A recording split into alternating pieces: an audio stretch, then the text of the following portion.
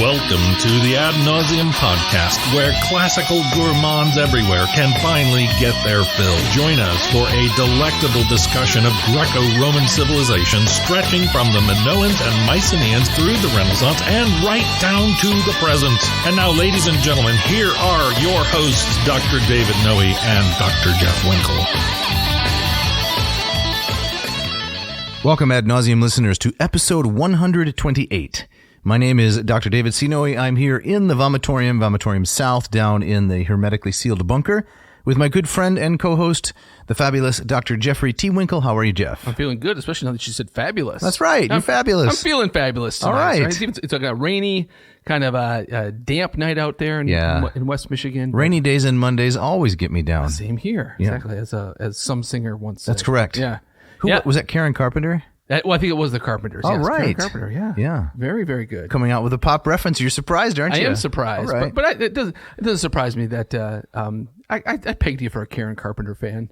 Not really. No, I know. You've heard of seasonal affective disorder? I have. Sad. Yes. I don't know if it's true, but I love the acronym. I guess there's some truth to it. Yeah. Seasonal affective disorder. I was trying to think of another one today. Glum. Glum. What would that stand for? I couldn't. I was having trouble with the U. Get lost, you Michigan. But it doesn't really fit. Yeah. Well, keep massaging and see where it takes you. You got anything? No, I got nothing. I just the sad stuff reminds me. Remember, there was a brief period where people were trying to market these light helmets. We have one. Do you really? Yeah. And it's supposed to counter it shines in your face. Yes. Yeah, it's not a helmet. Well, we don't have the helmet. we have the a visor. It's a tiny little light that reflects upon you. It's supposed to give you, your dose of vitamin D. Okay. The sun that you can hold in your hand. Yeah. Doesn't really work. Yeah. Well, maybe like 20 years ago, it was you could only find it in helmet. That's right. Form, but helmet now form. Everything's gotten smaller, miniaturized. Right. Our audience, for example. Yeah. So what are we talking about tonight? Well, have you asked how I'm feeling? How are you feeling, Dave? I'm feeling pretty good. Pretty good. Yep. It's a Monday. It's kind of my day off a little bit. The bulk of my work as a pastor is on Sunday, which was yesterday, and so then today I could take a little time off, do a little bit of reading, a little exercising. Yeah. And then tonight, some podcasting. Right? Yeah. Do you find like at the end of a Sunday, you're just kind of just gassed? Yeah, I am pretty fatigued. Imagine for a pastor that would be. I think it's age, honestly. Oh, really? If I were doing this 20 years ago, I think it'd be quite different. But, I'm not a spring chicken anymore. I'm whatever the opposite is, a fall turkey. Yeah. I don't know. Right. What is the opposite of a spring chicken? I like fall turkey. Fall turkey. Yeah, we'll go with it. That's nice. So, so years ago you could maybe you'd spring out of bed on a Monday morning. Yeah, I think so. Ready to hit the ground, but now you kind of take that. I'm a little more tired. Okay, I got you. And honestly, I'm trying to make peace with it. It was some advice that you gave me. Was it? What did I say? Yeah, I know, something vague and hard to follow. But it was about 6 months ago or so. So what's it like? You get older because you're almost 2 years older. 2 years older than you are. Right. Yeah. You said, well, you have to take the good things where you find them, and something to that effect. But whatever it was meaningful. Really? And it's helped me. Well, I hope it was more profound than what you read off a coffee cup. I'm being sincere. Okay, good. Good. Vague but sincere. So we're both doing well. We've established that. Yeah. And we're ready to do some podcasting and bring the classics to the people. Okay, now I'm going to ask you because this is your topic tonight. It is. Yeah, so you don't say it's in my wheelhouse. I'm not going to. I wouldn't say that. I have said it, but I'm not going to say it tonight. All right. So, Dave, what are we talking about tonight? We're talking about the connection between the Mycenaeans and the Philistines of the book of Judges and the book of 1 Samuel, also mentioned in the Old Testament books of Exodus, Numbers, a couple other places, Genesis. And it's based on a book by a man named Neal Bierling. Yes. And it's called Giving Goliath His Due. Oh, I like the title. Yep. Subtitle, New Archaeological Light on the Philistines. Well, very interesting. Yes. I'm 2 degrees removed from Mr. Bierling. I'd like to hear about this. There's a bakery involved, yes, isn't there? And some pastry horns? Yes, exactly right. So I never met the man. Okay. But in high school, I worked at Bierling's Cream Curl Bakery. Okay. Which I believe was established by the Cream Curl Bakery. Yes. Okay. And I believe it was established by one or two of Neal's brothers. And so my immediate boss was his nephew, who I did not care for very much. Is he listening? I know. Is he grown up now? He's probably different. I hope he's different. Yeah. But he was very unpleasant to work under.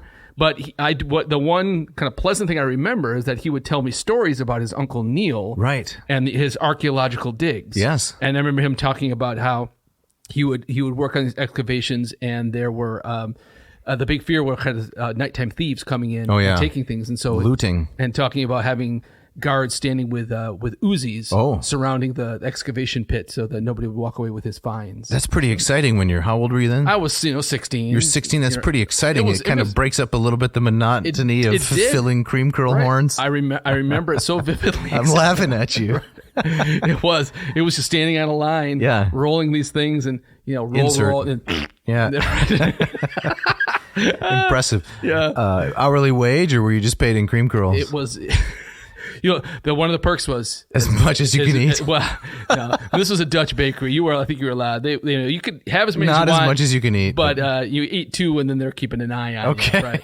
But I do remember Bierling's nephew talking to me about the guys with the Uzis. Yeah, that was so Indiana Jones. Right. It's fascinating. Yeah. So this book was loaned to me, given to me actually by a friend, Debbie. I hope she's listening. Giving Goliath His Due. And let me read just a little bit of the blurb. It's Baker Books. Let's see, what's the date here? Baker Books is a local concern. 1992. Okay. With a foreword by Paul Meyer, who is a ancient history professor at Western Michigan. That's right. At Bronco. He's probably retired, but he is emeritus. But yeah, that's right. So Baker Bookhouse. Here's the blurb: Goliath's shorter kin were giants in their own right. Oh, catchy, huh? Nice. Recent excavations at Tel Ekron have vastly increased understanding of the Philistines. They brought grief to Israel, but their organized society, trading empire, crafts, iron, and possibly steel production, and immense olive oil industry are worth admiring. Here is the new evidence, along with references to this amazing people from Homer's Iliad and other ancient sources. Sounds good. So, I'm intrigued. In our, I was immediately intrigued, and as I began my way through the book, the intrigue grew, you might say. Yeah. Like a pastry that's expanding with some kind of creamy filling. Yeah, just like that. Right? Just like that. Right. This is I'm interested in a kind of cultural rehabilitation of the Philistines, because that's part of the purpose of the book, actually. Okay, yeah, because they loom as Yes. the mustache twirling villain. That's right in the biblical narrative. Right. Yeah. Well, not only that, but it has become a byword for the uncouth. That's right. Yes. For someone who's gauche. Yes. Right. Has no sense of style, no sense of class. What? You don't go to the opera? Are you a Philistine? Right. Yes. And so this book says, hey, there was a lot more going on there than we knew. Right. You scratch the surface of a Philistine, there's something underneath there. Now, what does this have to do with the Mycenaeans, though? Well, here's the catch. Here's the connection. Okay. Right, to the podcast. Okay. Like that movie, My Big Fat Greek Wedding. Seen it. In which the father not only uses Windex, but finds some way to connect everything to the world of the Greeks. Right. That's the mission that we're on. Right? Right. And so what first got me interested in this is when I was teaching at Calvin University some years back, the classical art and architecture course. Yeah. And I was making use of Ken Bratt's slides because that guy, was a slide master. He was. Slide maniac. Yes, that's right. He put together so much fantastic material. And one of the final slides in the course on the portion of the course that concerned Attic pottery was a comparison between Philistine pottery and the pottery of the Judeans, or the Israelites, I should say. This is long about 12th or 11th century. Okay. And what was really striking was the Philistine pottery, what's called bichrome. I can never say that without thinking of the Thor movie and all that ridiculous stuff, Yeah. This bichrome pottery has many floral and faunal themes. Okay. Right? So animals, or I should say vegetation and animals. And it's highly reminiscent of, and in fact inspired by, contemporary Mycenaean pottery. Guess what's on the Israelite pottery of the time? Tell me. Nothing. Really? It's completely blank. Okay. Right? And this is because there was a prohibition, right? The second commandment against a prohibition against the portrayal of any kinds of engraved images of any sort. Right. And so I was really struck by that and did some more investigation, which means asking Ken some questions. And he said, yes, the connection between the Philistines and the Mycenaeans is well established. And then this book came along. And so here we go. So, our podcast says stretching from the Minoans and Mycenaeans through the Renaissance and right down to the present. Right. Words to that effect. Yeah, right. But we haven't been covering the Mycenaeans very much. No, I can't remember last time we spoke of them. That's right. But I went to Mycenae recently in Greece with my daughter, my interest in all things Mycenaean was refreshed. Yeah. So here we are. Nice. Did you go down? Did you go down into the cellar? The where you and I visited? The chamber? It's closed. Really? I took Sophia to it, and we were going to descend the dark staircase. It's a well. It's a cistern that was dug beneath the wall so they could surreptitiously access water in times of siege. Right. But there is now an iron gate and a padlock. Oh, man. So remember how exciting that was? It was great. To go down into the dark there, and there were some students at the bottom waiting to surprise us. That's right. Yeah, that's right. One of them was Danielle. I can't remember, but yes, I remember surprising us. Yeah, exactly. Yeah. So no, I didn't get to do that. Oh, well. But this is really interesting. Where did the Philistines come from? Okay. Why did they harass the Israelites? What's their history, their story, their background? This book seeks to answer that question. Okay, and this is rooted in some archaeological work that Mr. Bierling did. Mm-hmm. Okay, all right. So, Dave, where are we going to start here? Well, I'd like to set the stage a little bit by looking at the most famous passage concerning the Philistines and what gives the book its title, which is 1 Samuel chapter 17. All right. So I'd like to read a little bit of the Septuagint here. Notice 3 syllables. The Septuagint. I learned that from Rich Weavers because it's quite interesting, and then you can maybe read the translation. I will. So here we go.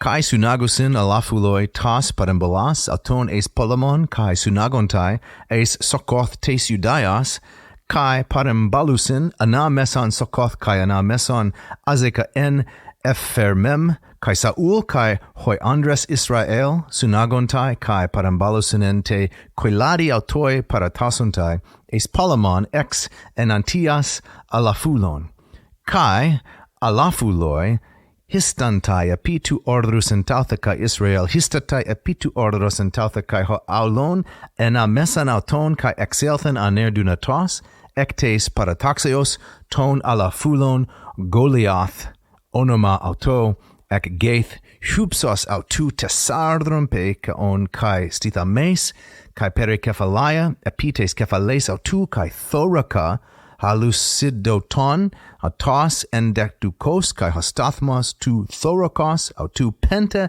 hiliades cyclone kalku kai sideru, etc.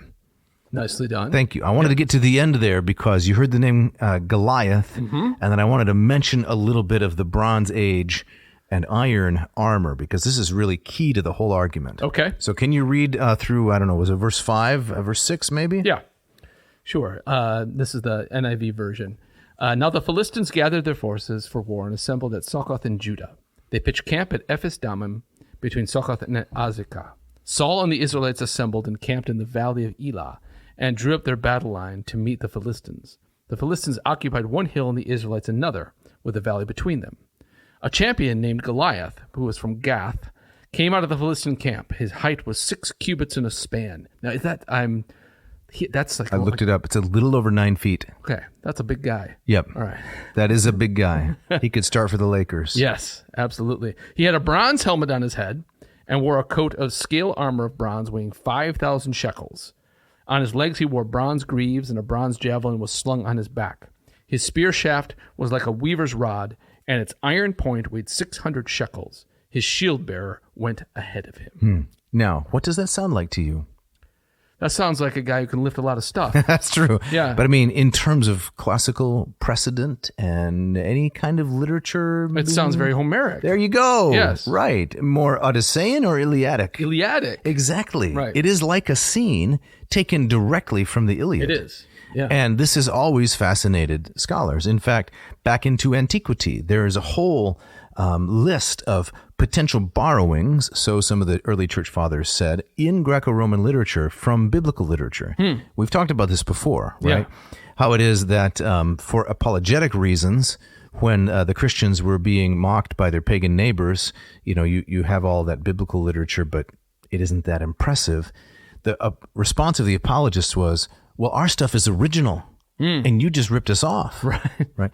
So Hercules is actually... Samson. Exactly. Right. And Samson's going to play into this story as well because he had quite a bit of interaction with the Philistines at a place called Timnah and a place called Gath, and the 5 cities that make up the Philistine pentapolis, which is something I didn't know about until I began reading this book. Sounds really interesting. So if I'm kind of seeing where the math is going. Correct. Are we making the argument that if like a figure like Goliath, a figure like Samson, we see them with their classical corollaries, right? That these are stories that are being filtered through the Philistines to the Mycenaeans. Well, that's possible. Okay. That's not a claim that the book makes or that contemporary scholars make. Okay. Most notably, M.L. West. Yeah. You know the book, The East Face of Helicon? Yeah. By M.L. West. Mm-hmm. I looked through that today. I haven't read the whole thing yet. I'm also making my way through it.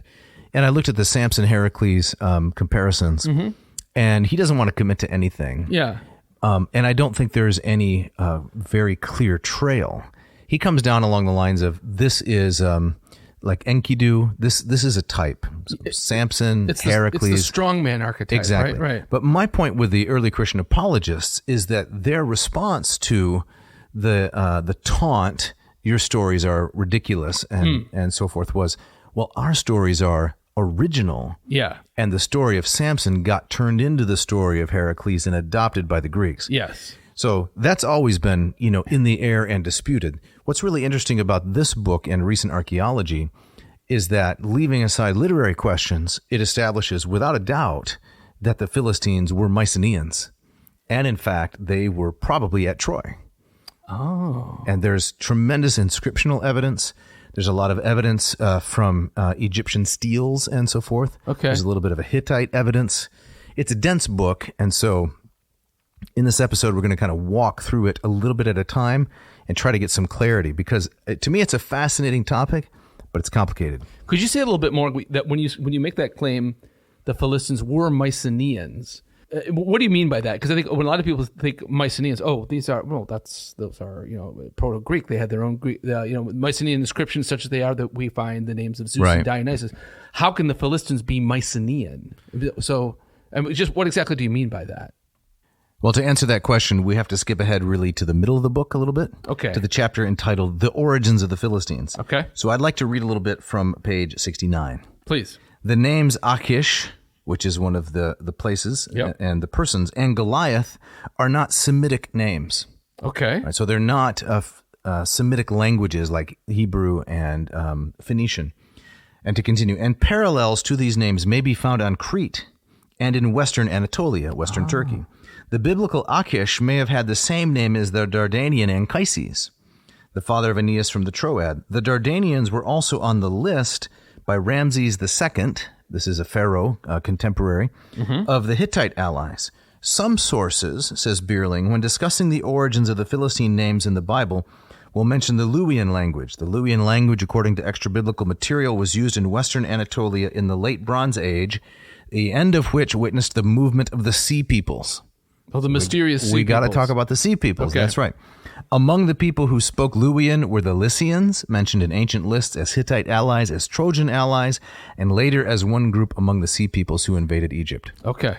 All right. So, just to summarize, the evidence is really of two types. It's archaeological evidence of Mycenaean and what's called LH3C, late Helladic 3C pottery, that's found in the archaeological remains throughout Philistia, in the 5 cities, the pentapolis. I'm just going to mention a couple of them. Gaza, Ashkelon, Ashdod. Those are 3. Okay. So Mycenaean pottery is found there.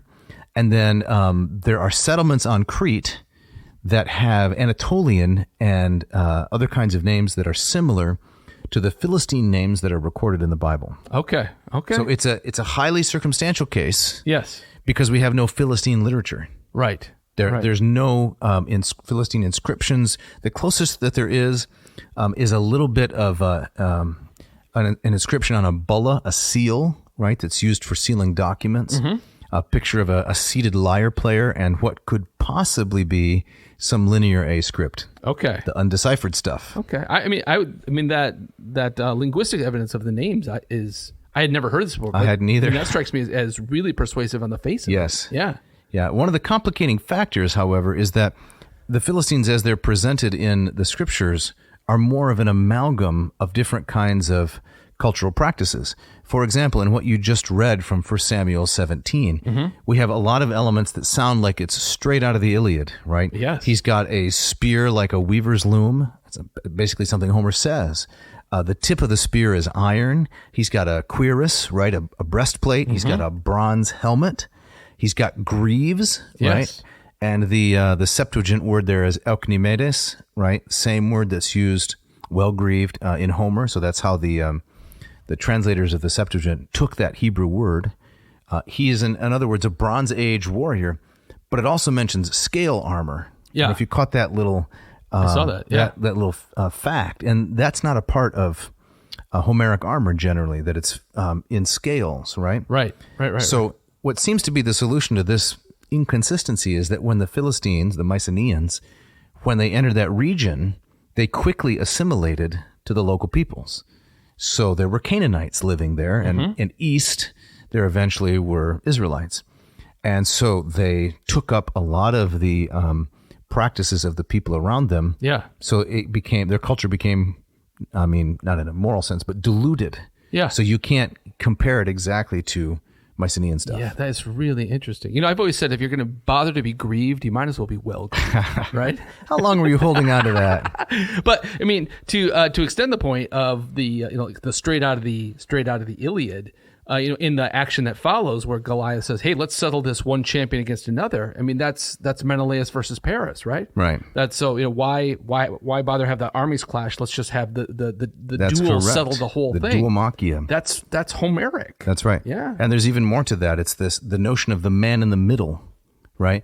That there's an individual between the two lines of battle, and that man in the middle mediates in some sense between the two forces in order to settle the conflict. Yeah. So to try to set the stage a little bit archaeologically, there's quite a bit of material to go through here. I want to look at one of the early chapters of the book, which is Ekron, one of the Philistine cities, the archaeological record. Okay. All right. So here's what we find on page 38. Current excavations, this was in the 90s, indicate that the original Canaanite inhabitants, this is at Ekron, were already at the site in the 15th or 14th century BC. So 1514, this is the 1400s, the 1300s, when the Israelites are still in Egypt. During the late Bronze II period, so 1400 through 1200, this original settlement and perhaps a second one may have been unwalled. Excavation rooms have yielded vessels and installations indicating both domestic and industrial activity. A burial site containing artifacts dating to this early period was uncovered at the edge of the mound. Interestingly, many of the artifacts uncovered have their origins in other lands. So a Philistine city of Ekron being excavated. To summarize, the artifacts are from the Aegean, from Cyprus, from Anatolia, and from Egypt. So these finds, says Bierling, corroborate the international flavor that even the biblical Joseph stories dating from the same period give glimpses of. Okay. So one criterion to continue marking the transition from late Bronze to the Iron Age has always been the cessation of imports from the Aegean and Cyprus into Canaan. Okay. So what happened apparently was during this vast migratory time when you get the sea peoples of whom nobody knows exactly who they are, but the Egyptians record these marauding sea peoples who land and invade. One theory is that these were the Nostoi, the Greeks who are returning from Troy. Right. And the Mycenaeans. Right. And the timeline would roughly match up with that, right? So if the Trojan War, whatever it was, is taking place around 1200 BC, then we're right in that. We're right within the parameters for that, right? That's correct. Yeah. Yep. So just to continue a little bit from 38 and into 39, the international mixture of artifacts found in the late Bronze layer of earth at Tel Mikt, which is Ekron, the Philistine city of Ekron, is not present in the next layer, signaling the end of the late Bronze Age there. It was during the following Iron period, 1200 to 1000, however, with the arrival of the Philistines that Ekron became a settlement of note, a place name on ancient maps, and a reference in ancient historical texts. This was the period of Joshua, the judges, and those people caught up in the conflicts reported in the stories of 1 Samuel. So just to kind of give a sense of the chronology, right? Yeah. The Bible talks about the people of Israel migrating into this part of Canaan 1400, 1300, something like that. Then there's a rule by judges, and then around the year 1000, is the time that King David begins to rule. Right. For which there is now, after many years, some small but reliable archaeological evidence for the house of David. Right, non-Israelite evidence, right? That's right. His name is mentioned on a stele. That's right. Yeah, right. I've seen that. Yep. So what's happening, in the Greek world, so to speak, at the same time? Well, the traditional date for the fall of Troy by Eratosthenes, 1183. Yep. And the Dorpfeld Blagen date is about 1235. Yeah. So all of this stuff is happening pretty much at the same time. Right. And in terms of, you were talking about the cessation of imports. Right. That strikes me because what's happening on the Greek mainland right after the Trojan War, whatever it was, is that you get the beginnings of the Dark Age, right? So on the mainland, things are going silent. Right. Right. And so that would make, if what follows in Palestine, that you have the cessation of imports, well, that's because there was nobody making anything to import it. Exactly. Right. Yep. Interesting. Then to go on to page 40, at Ashdod, that's another very important Philistine city, at Ashdod and Ekron, the two chief Philistine sites where stratigraphic excavation, that means layer by layer, has occurred, this new pottery was found directly above the late bronze layer. This is the Mycenaean pottery. I'm sorry, the Philistine bichrome. The pottery is identical in style and decor to that excavated on Cyprus, but it's locally made. Therefore, at both sites, it is called Mycenaean 3C 1B. Someone should shout bingo at this point. It will be developed in Chapter 3 that the, quote, Achaean refugees on Cyprus. The Achaean refugees were the ancestors of the Philistines in what came to be called Philistia in Canaan. Okay. So that's a basic argument. All right. The pottery, the descriptions, even in the scriptures, are remarkably reminiscent of Mycenaean practices. Apparently, the Philistines all wore feathered headdresses. The chieftains wore feathered headdresses. Apparently, it was something not so different from the Lakota Sioux, right? Really? Okay. When you think about, I'm sure it wasn't identical. Yeah. When I think of feathered headdresses, I think of Sitting Bull and Crazy Horse and this beautiful and elaborate, highly artistic. Yeah. As a child, those were so impressive to me. Right. Did you ever go through a stage of fascination with Native Americans? Yeah, absolutely. Yeah, I was really fascinated by definitely. that. Now, the headdress stuff, is that coming from the archaeological record? Is that mentioned in biblical literature? No, but we get it from the Egyptians. Okay, they play a part in this story. Big part. Okay. So here's page 53. So in Egyptian descriptions of the second attack of the Sea Peoples, which maybe that should be the title of this episode, the Sea Peoples. Now you see them, now you don't. There you go. The second attack of the Sea Peoples by land and sea occurred during the reign of Pharaoh Ramses III, years 5 and 8, around 1175. That's pretty close. Yes. The battle scenes and names of the invaders are recorded at Medinet Habu near Thebes in Upper Egypt, citing Pritchard, 1969. And there's a list of names recorded at this site in this Egyptian artistic representation of a battle. The first name on the list is Parasita Peliset, which is the Philistines. Okay, yeah. So he says, quote, the first on the list are the Philistines, the second are the Checker, who may have settled on Cyprus at the end of the 13th century BC, so it'd be 1201, something like that, and who later settled in Dor, south of Mount Carmel on the Palestinian coast, according to a late 12th and an 11th century BC Egyptian document. Then there are several pages of scenes of details of a relief sculpture showing the Egyptians fighting against and succeeding against the Sea Peoples, and this is where we find the headdresses, right? Oh, okay. It looks kind of like a brush. In fact, it's not so much like the Lakota Sioux as I imagined it, but it's more like kind of a scrub brush right on top. Okay. Like Hector from the Iliad Yes. with his glimmering, shimmering helmet. Right. It has that horsehair plume that flows in the back. Indeed. This is striking. Okay. This is fascinating because this is all kind of brand new to me. I mean, I remember, reading about the mysterious Sea Peoples, but I've never heard about these potential connections to the Homeric legends and the kind of the quasi history behind it. It's fascinating. Nobody still knows who the Sea Peoples are. Right. And I don't know exactly the state of the scholarship since this book was published. I did look into another article that's more recent. I mean, it's recent by classics standards, right? And this is an article from 2010, written by a guy named Jeffrey Zorn from Cornell. And the title is Reconsidering Goliath an Iron Age 1 Philistine chariot warrior. So go ahead. Is Mr. Zorn aware of Bierling's book? Does he kind of? Yes, although I didn't find it in the bibliography, but maybe I just didn't search carefully enough. But the point that Zorn is making is that those mixture of elements that we mentioned in the description of Goliath, the mixture of elements, they don't fit exactly a Mycenaean warrior. Okay. The scale, armor, and some of the other things. If you compare that to a Mycenaean kind of hoplite or infantryman, in the kind that you see in the frescoes from Tiryns and the frescoes from Mycenae and Pylos and other places, it doesn't quite perfectly match. Okay. So Zorn's thesis is, well, that's because we've been trying to think of him as an infantryman. What if he was actually a chariot warrior?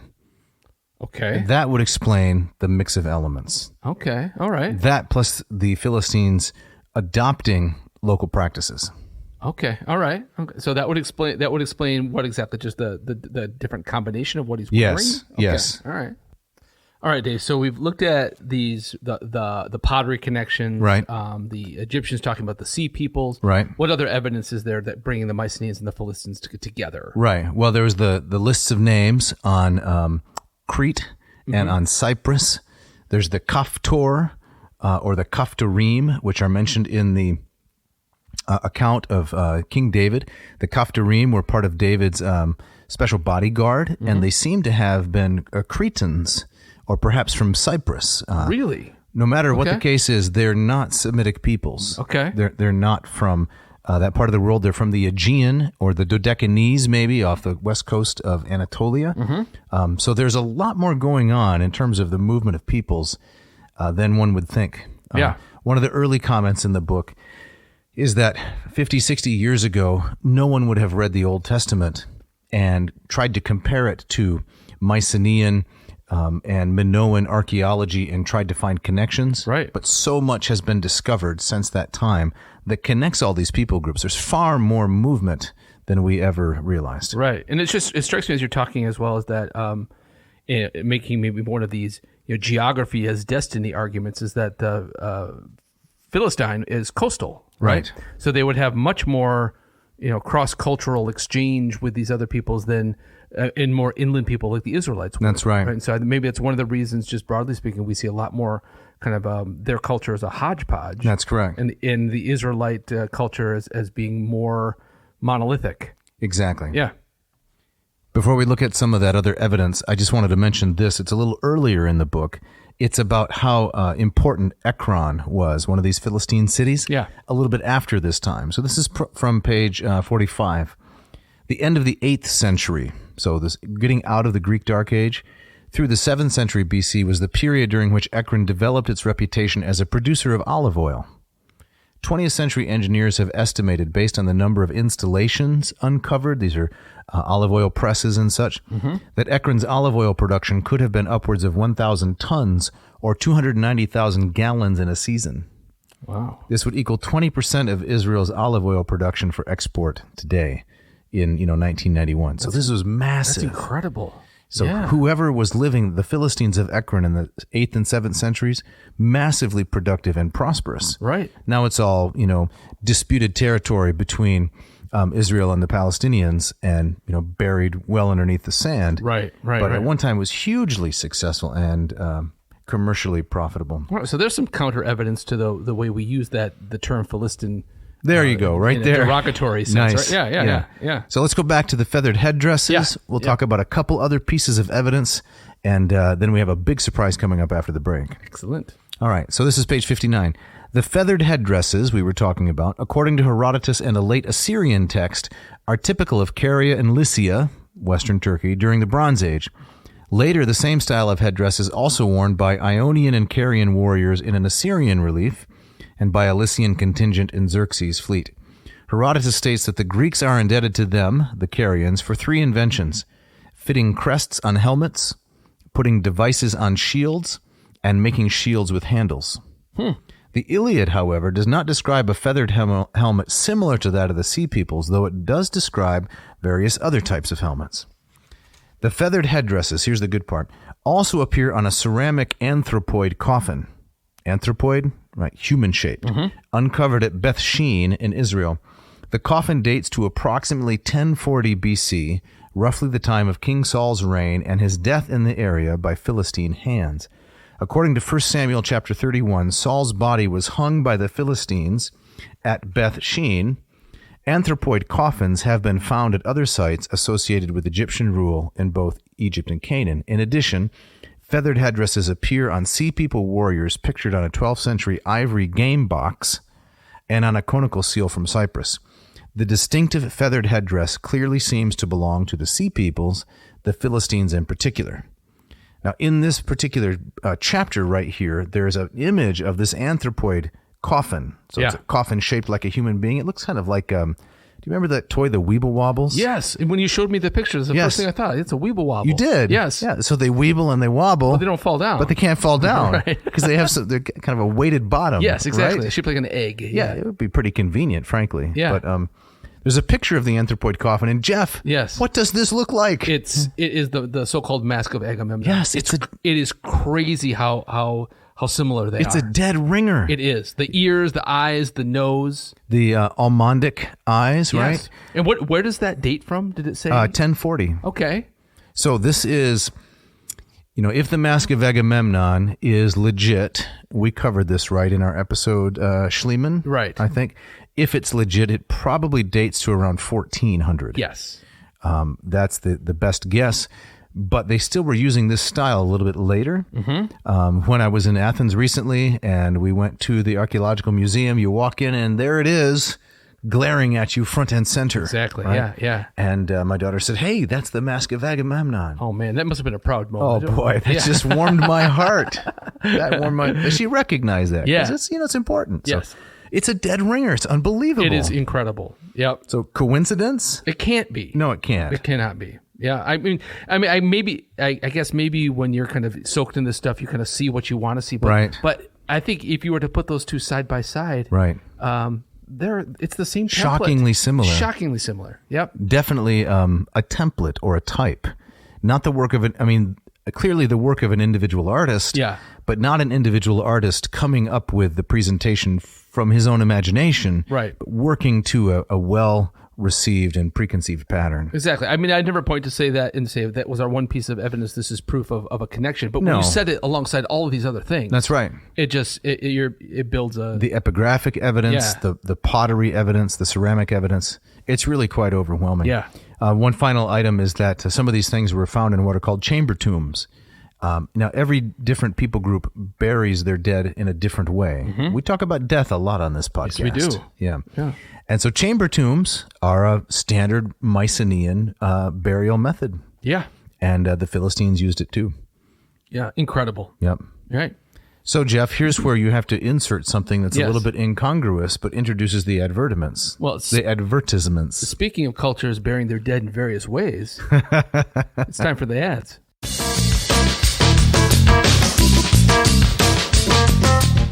This episode of Ad Nauseam is brought to you by the good folks at Ratio Coffee. Dave, I got a good personal story about Ratio Coffee. I'd love to hear it. All right, so recently I was at my parents' house. And my parents aren't all that big into coffee. They got one of those squirty Blanc and Drucker machines, right? Yeah. But you still visit. Well, I visited, and we had coffee that day, and we were about to leave, and it was getting late, and I was realizing I don't have coffee at the house for the next morning. Do your parents give you the business, by the way? The business about... Don't you remember on Leave It to Beaver? Oh, yeah. They're always giving me Eddie the business. Haskell's going to give him the business? Yeah, exactly. My parents are always giving me the business. But they're going to give you the business about your hoity-toity coffee machine? They sneer a little bit. Yeah, a little bit. Anyway, so, you realized... I realized I didn't have any coffee for the next morning, and I mentioned it out loud. My mom says, "Oh, just take some of our coffee." And so I thought, how loving of your mother. She's a wonderful woman. But I had drank some of this coffee from their machine, and it was not great. And so she wanted you to hold it over from the night before to the next morning. She had grounds. Oh, right. So it wasn't brewed. It's just well, just take these grounds and put it in your machine. That's not going to go with a pastry horn. Tell me about it, right? So I thought, okay, well, this saves me a trip to the store. Right. So I took it home. And I was expecting, okay, it's not good coffee, but I'll tell you what happened. I put that grounds in my machine. No way. And I would never say that it turned it into, it wasn't miraculous, but it tastes remarkably better. Interesting. And I credit the bloom stage. So this is a real life trial run kind of a thing. We have empirical evidence. Yes. Tell me about the bloom stage. The bloom stage is where all that nasty CO2 gets off gas, which my parents' machine has no interest in doing. Your parents' machine won't off gas? Oh, it will not off gas. It just it on gases. Right. So I went there in the morning thinking, okay, I'm going to just have to suffer through just another bad cup of coffee. But the ratio machine, it's not just the grounds. Okay. It's the machine that does the work. That's impressive. And I was really struck by that and very, very pleased. Excellent. So, yeah. Excellent. I can't add anything to that other than I had a great pot of coffee this morning. Excellent. Compliments of the ratio 8 in my barazza grinder. Oh, nice. My burr grinder. Roll that R. Barazza. It was great. Yeah. Let's say, Jeff, that someone's listening to this podcast, just humor me, and they think, I'm convinced I'd like to get one of those fancy coffee machines. Well, then what they need to do is go to ratiocoffee.com and pick one of these wonderful machines, the ratio 8 or its younger brother, the ratio 6. And click on the one you like and enter this coupon code ANCO3N. Yes, ANCO3N. What does the N stand for? Nice. Nice. Yeah. Check it out. Check it out. This episode of Ad Nauseam is also brought to you by the good folks at Hackett Publishing, with offices in Cambridge, Massachusetts, not too far from the New England Patriots, and in Indianapolis, Indiana, not too far from the Colts. Indianapolis Colts. Yeah, there you go. You think they're reading some Hackett stuff? I would hope so. Should we be highbrow and elitist? Right. You had mentioned a while ago that there was some NFL football player. I never remember his name. Leading He's the quarterback. Group. His last name is Luck. It's Andrew Luck, I think is his name. All right. Yes, he was leading a reading group among his linemen, and guess what they were reading? What were they reading? The Iliad. Fantastic. Exactly. So he's reading some Hackett. Of course. Works, yeah. So who is Hackett, and why should our listeners care? Hackett is this group they've been with us from almost the very beginning of this podcast. They believed in our plucky little enterprise here, but these guys have been publishing beautiful, well-designed, attractive, and I think most importantly, affordable editions and translations of classical works and also works from many other different areas of academia for 52 years now. Mm-hmm. And we've used their books in our classes. We've got them on our shelves. They're one of these companies that is keeping the flame alive. That's right. A little Q&A for you, Winkle. Yep. In your classical mythology course right now, what are they reading? They are reading Homer's Odyssey. It's a Hackett publication, isn't it? Yes, it is Lombardo's translation of the Odyssey. Hackett. So just a few hours ago, we're not going to name this individual, I encountered in a friendly, sociable setting a student who was in your class. Is that right? That's correct. Okay. And this young person, see, I'm even not revealing the gender. Yeah. This young person was doing the reading for the course, and Mrs. Noe asked this young person, so how is it? And they said, the reading's good. It's a lot of reading, but I really enjoyed it. It's the kind of thing I'm naturally interested in. Okay. I didn't say anything, but I was thinking, they're reading something from Hackett, probably Lombardo's Odyssey. That's exactly right. And I was right. That's fantastic. I love to hear that. Right. Yeah. I often hear that from my students who've never read Homer before, and they're expecting something stodgy, dry, and old and stiff, and it's engaging, it's readable. And my students love it because you can get a brand new copy of Homer's Odyssey for Hackett for about $8. That's incredible. Yes. And it's not low quality either. No. Attractive cover, high quality translation, indices, introduction, appendix, glossary of names, everything. Very nicely done. So Dave, if people are interested in getting one of these books, what should they do? They should go to Hackett Publishing. That's what? HACKETT.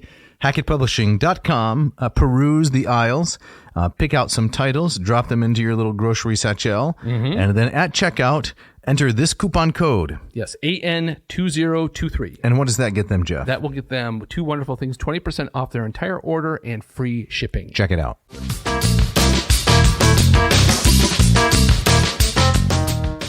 All right, Dave, as we get back into it, you promised a bombshell, I believe. Yes. Or two. So what do we got? Well, I guess this is probably well known to other people, but you and I, we try to be well read. We're not going to trot out our credentials or anything, but this is our area of expertise and interest. There's still so much I don't know. Right. Well, I think it's astounding. Part of the problem, I talk about this in my myth class when students ask us, like, well, why are we doing just Greek mythology? Why not Norse mythology or Egyptian, whatever? And I often say to them, I said, well, one of the reasons is that we, by necessity of organization, we put things in these boxes. Correct. Right. And it's not prejudice. No. It's convenience. It's convenience, right? So, but when you do that, I think you miss a lot of this crossover stuff, which is so fascinating. Well, I mean, I suppose I should say maybe sometimes it is prejudice. That's not my motive. It's just I'm limited in how much I can do. Yeah. And you have to have a way to organize. Exactly. But some of this, crossover material is relatively new. So we're going to go to, I think it's the 3rd chapter,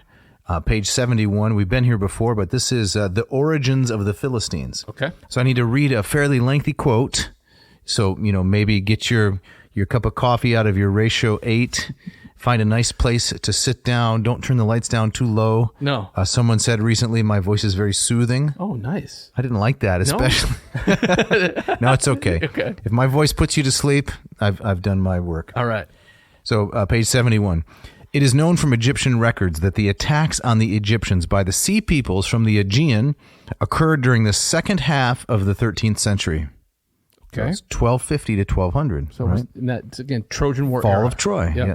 And the first half of the 12th century. Again, fall of Troy.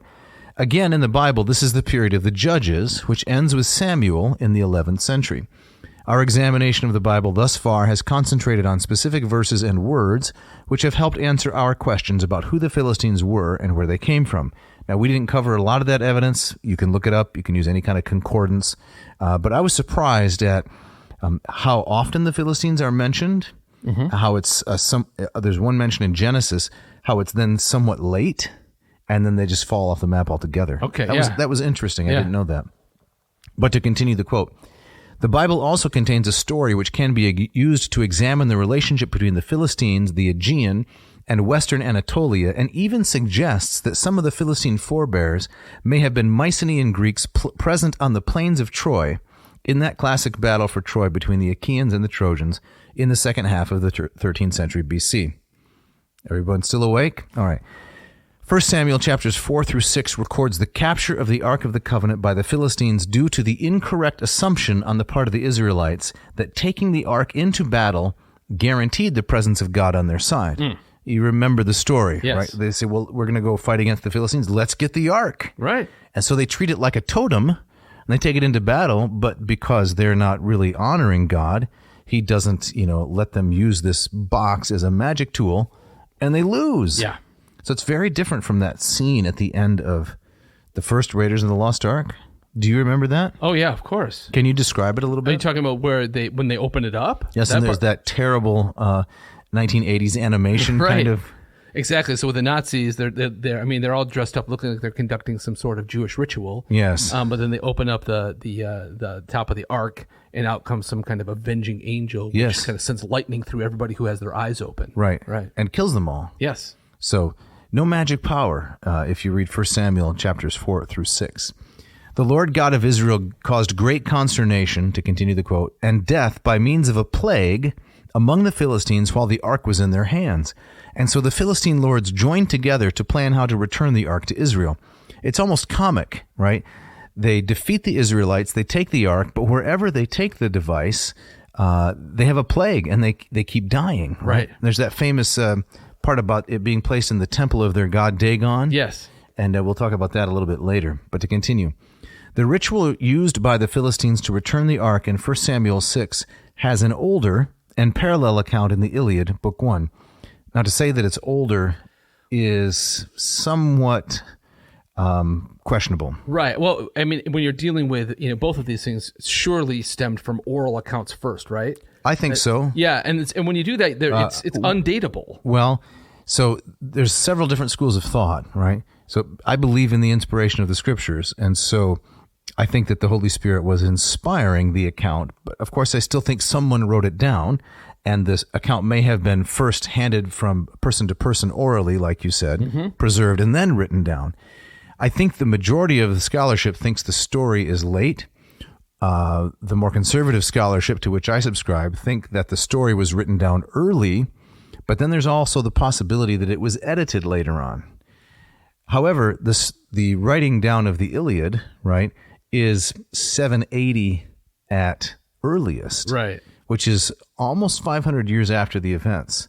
So to summarize, it's very complicated. It is. And as I understand it, isn't also part of the scholarship that a lot of the Jewish scriptures were compiled and edited after the return from Babylon. Yes. Right. So That's certainly possible. around 500-ish. Yes, or even later. That's certainly possible. Yes. Whether those edits entailed any substantive changes, right, I don't know. I'm skeptical of that, but who knows? There's just so much uncertainty. Exactly right. So yeah, this gets back to when you start using words terms like older, right? You're opening up a Pandora's box. That's right. Yep. Oh, nicely done. Thank you. Okay, so the ritual used by the Philistines to return the ark in 1 Samuel 6 has an older and parallel account in the Iliad, and to a lesser extent is similar to a Hittite Arzawan ritual. Bierling says, I believe that the similarities between the rituals used in the Iliad Book 1 and the ritual used later by the Philistines in 1 Samuel 6 provide us with evidence that some of the biblical Philistines were Achaean, Greek. Okay. It is logical to assume that the Sea Peoples, when they migrated from the Aegean and from western Anatolia and the plains of Ilium to Egypt and Palestine, carried with them the stories and rituals of their culture. So I've been reading a lot. Jeff, can you take this part and point out some of the remarkable similarities in these two stories? Yeah.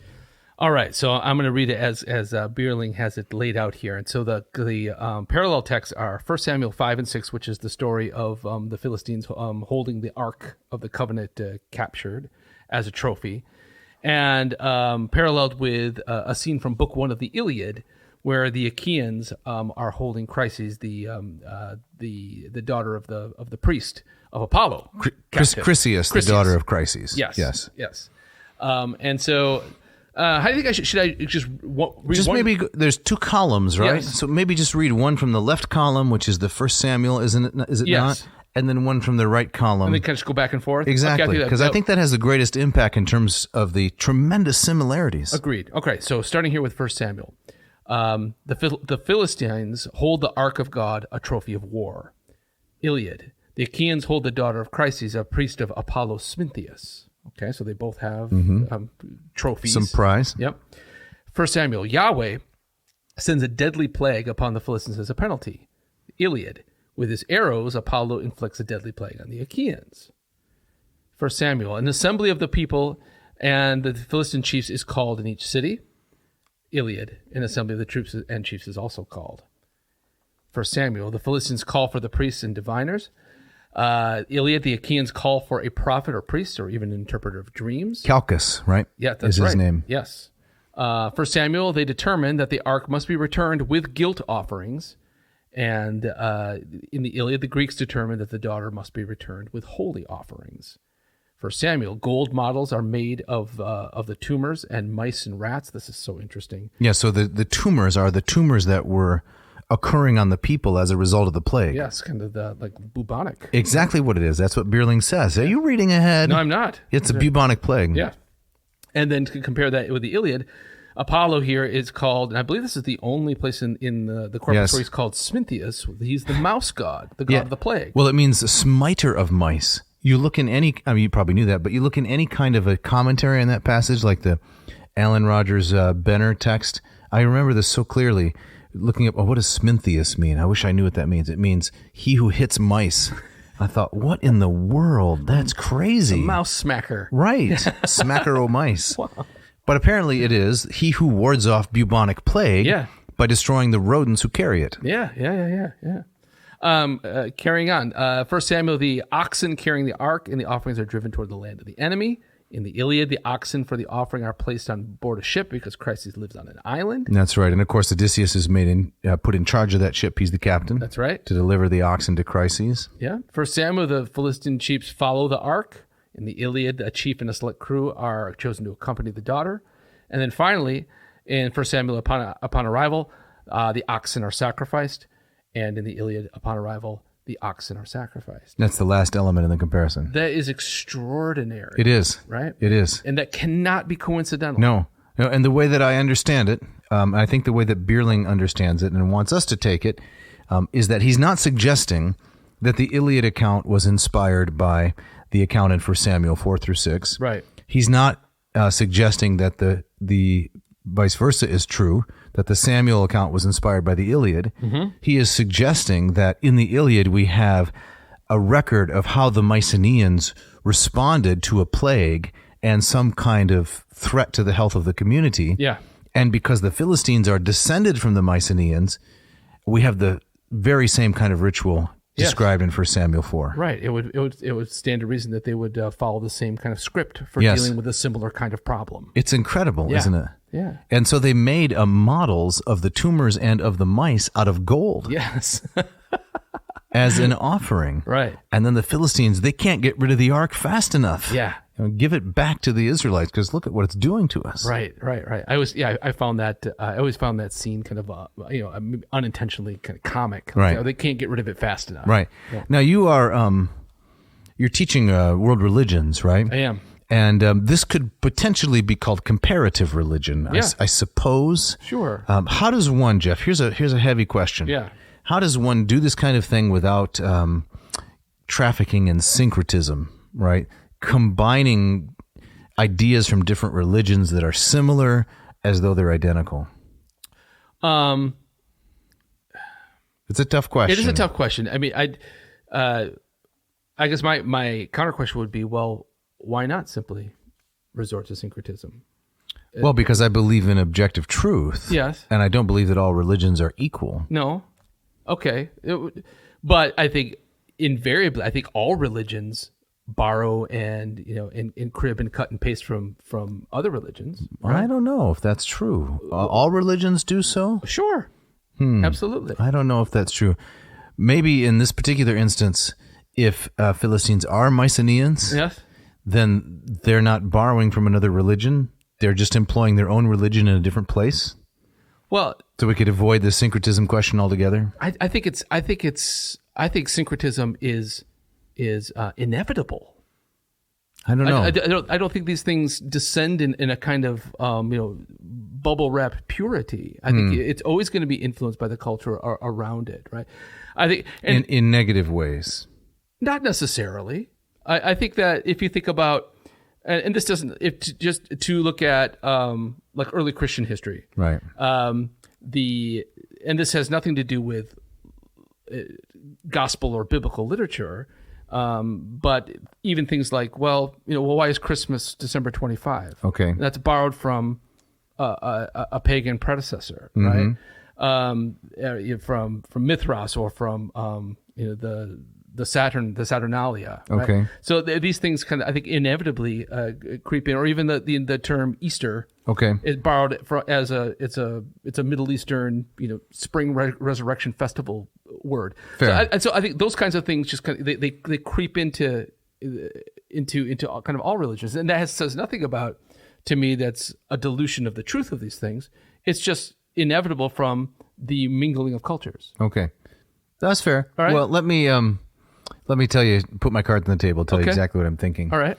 As we're doing this comparison between 1 Samuel 4 and Iliad 1, we have a lot of religious listeners, Sure. a lot of Christian listeners. And I guess I don't want them to get the impression that we're saying that the 1 Samuel account is not true. Maybe they're more sophisticated than to draw that conclusion. But Yeah. that the 1 Samuel account is not true in some absolute sense because it happens to look so much like the Iliad account. Right. That's the conclusion I don't want them to draw. Okay. Right. I think that. So how would you? I mean, is this a unwarranted concern on my part? Is it off base, or have we already addressed it carefully enough that? I think I think people read biblical literature in different kinds of ways. I think that I don't think that, to my mind, the 1 Samuel account has to be literally video cam true on all accounts. It's an interesting adjective there. Well, Video cam, that right. one. This happened exactly as it's described, right? And I don't think it has to be that for it to also impart important truths. Okay. In the same way that I don't believe that there has to have been a prodigal son for that story to carry truth. Ooh, right, but that's clearly a parable. I mean, Jesus tells it as a story. Right, but I think that I think that if you look at archaeological records, if you look at comparative histories, and you lined it up, and you look at the Jewish scriptures, I think you find that by and large they are very reliable as historical documents. But I don't think that means that they are all literally true in every exact sense. Right? Yeah, well, I'm not sure what I think about that. We might have to disagree a little bit. That's fine. Yeah, that's fine. I don't want to offend any of our listeners, but I respect our audience enough that. But they're sophisticated enough to think it through on their own. Sure.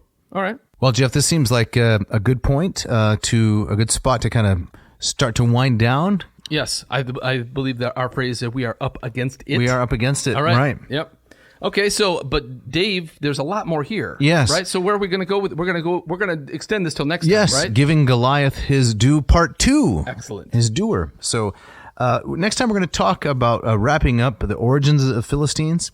The Philistines from Joshua to David, then from David to Solomon, Solomon to Hezekiah, Hezekiah to Josiah. You get the picture, right? Yeah. And then the final destruction of Philistia. That's what I'm really interested in. Why and how did they just where did they go? Disappear? Right. How did they become a byword for culture haters and the illiterati? You might say. Yeah.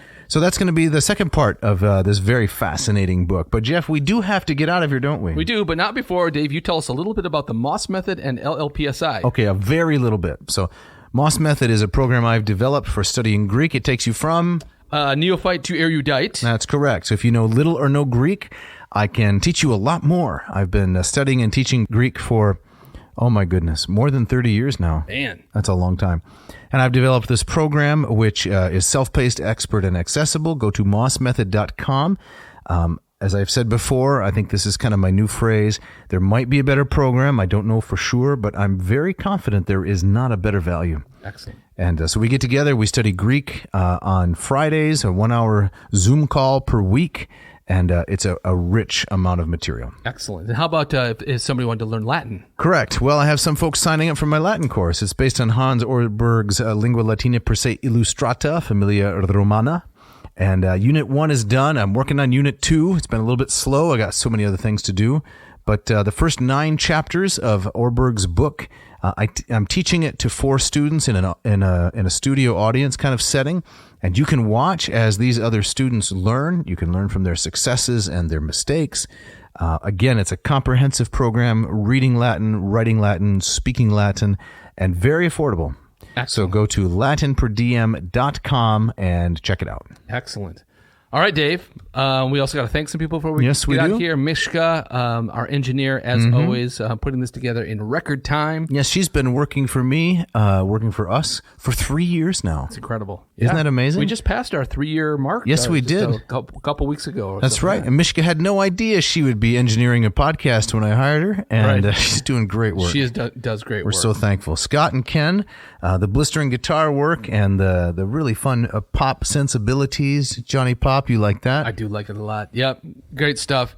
Hey, if you want to get a shout out, you got an idea for an episode, do not hesitate to write us. You can write to Dave at adnauseum.com. Don't forget the V. Or Jeff at adnauseum.com. Do not forget the V. We still have t-shirts for sale. We do? They're not the hot items that we had hoped, maybe. No, there's still time. They look great, though. They do. They look great. They have a Hercules wrestling with a Nemean lion or holding up the world on behalf of Atlas. Yeah. Got a nice Latin tag. What is that? Man, it's on the script. It's on... Quai nocent docent. There you go. Right. Yeah, Quai nocent docent. And I have to mention that that brilliant orange against the black on sometimes it's very fall. Well, yes. Right? So nice. Exactly. It's hayride-y. It is hayride-y. It's like an attic red figure face. What doesn't kill you makes you stronger. Right. So Jeff, what's up for next week? Next week we're going to continue this fascinating look at Goliath and giving that big brute his due. There you go. Right. And Dave, you got our gustatory parting shot. I do, and I have to tell you, Jeff, it's a little bit long. I'm sorry. Yes. I've done so much reading. I hate to do it, but but as I was searching for something good, this is the closest that I got. Okay, so, what do you got? This is by Edward Robert Bulwer-Lytton. Guy's got 4 names. Man. For the record, I don't agree with the sentiment whatsoever. All right. Man does not live by bread alone, but I think it's a fantastic poem. It's funny. Here goes.